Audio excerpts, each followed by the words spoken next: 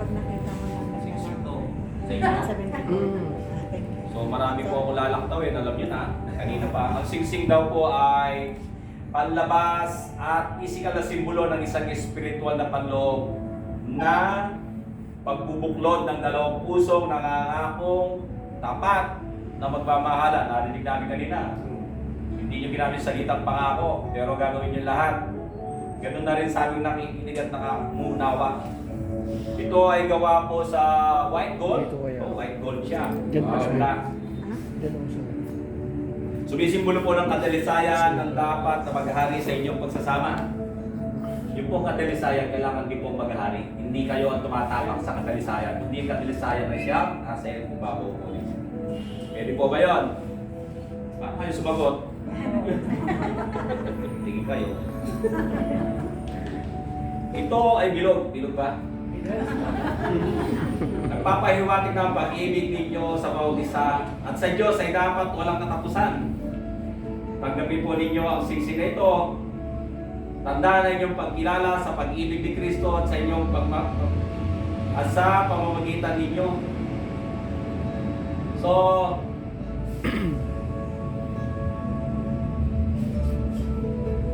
napakainam po itong singsing. Sa Bible, pag sinuotan ka ng singsing, alipin ka.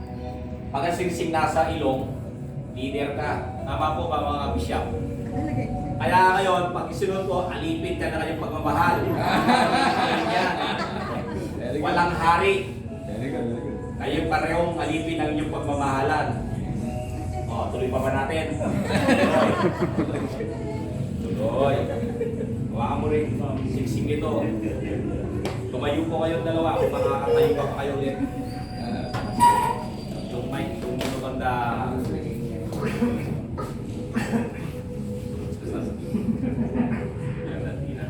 Hawakan mo kamay. Sabay susot, kaliwa kanan. Kaliwa. Magkaiba ba sukat yung kaliwa kanan? Ikaw muna ako rin susuot. Mag-promise ka muna. Ano ba? Pakalawang kasama nito, di ka pa natin. Sinusulat ko lang po. Sinusulat ako na.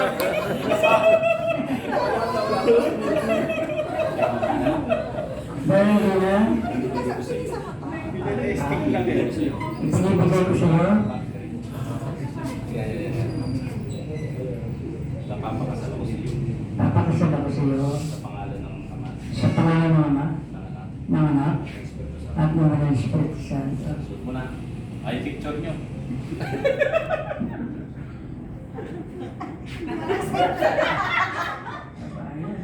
Ayun. Kaya premise siya. Ano yung susot?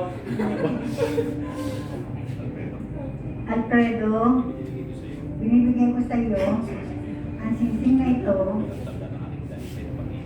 bilang tanda ng dalisay na pag-ibig ko sa iyo at pakakasal ako sa iyo sa pangalan ng Ama, ng Anak, at ng Banal na Espiritu Santo.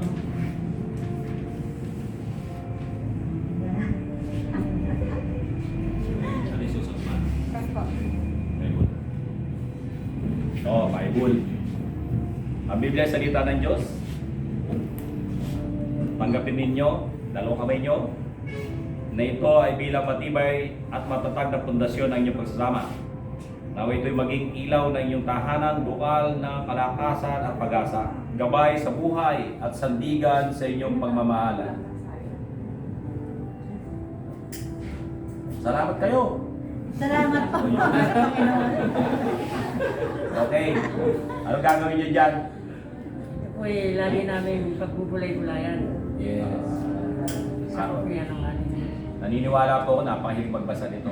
So, pag sa hilig mo yan, may anong dari siya. Ano naman yan? Hindi pa ba kulang pa ba yan? So, yan. Ang sabi niya ay nagtatagdag ng karungan at kaalaman. Kanya lahat ang kasabutan ng uri ng problema at toxic. Mga bagay-bagay na nakapagpapahina. Yan ay nakakapagpalakas. Basta basahin mo yan. There's a power in every word na nakasulat po yan. Okay po? Ganda ng Bible sa pinto.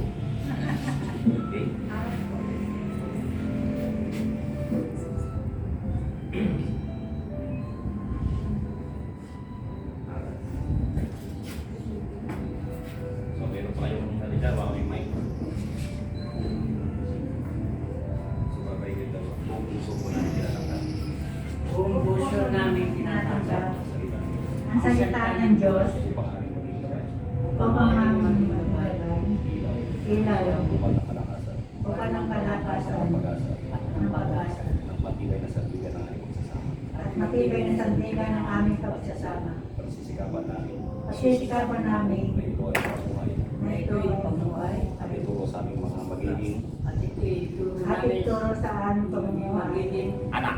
Anak.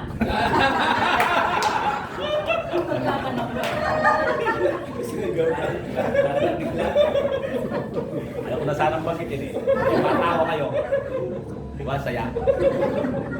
Ayaw mo kasi pasayayin natin ang todo. Ito po yung tinatawag na Aras. Aras. aras. Ito lahat ha. Ang aras po ay simbolo ng pagpapala, nagmumula sa ating Diyos. Ito ay binibigay ng lalaki sa babae. Malinaw po ba? Naintindihan mo na ibinibigay? Yung era sa kanya. Kasi ang tanong kanina, mga bishop, yung mga naipundar niya dati, ang naipundar niya dati, ay kasama sa conjugal. Yes or no lang po? Yes.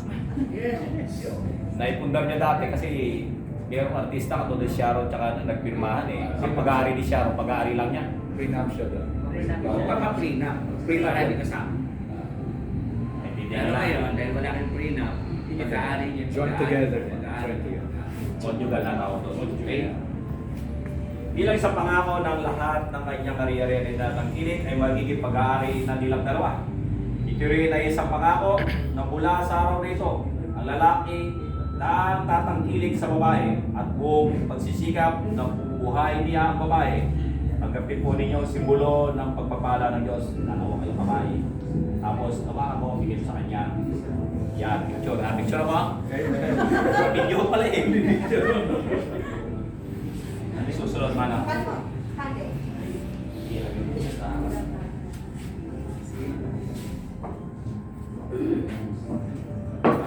nakaharang yung lang lang. Dito sa gitna yung malaki. Ito yata yung malaki.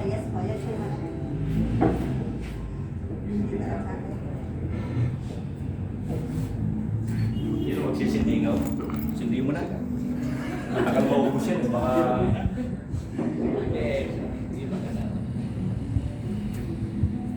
Nang alisin mo na lang po ng yung bulaklak. Para makita yung Yan. Bakit tatlo? Patay isa na.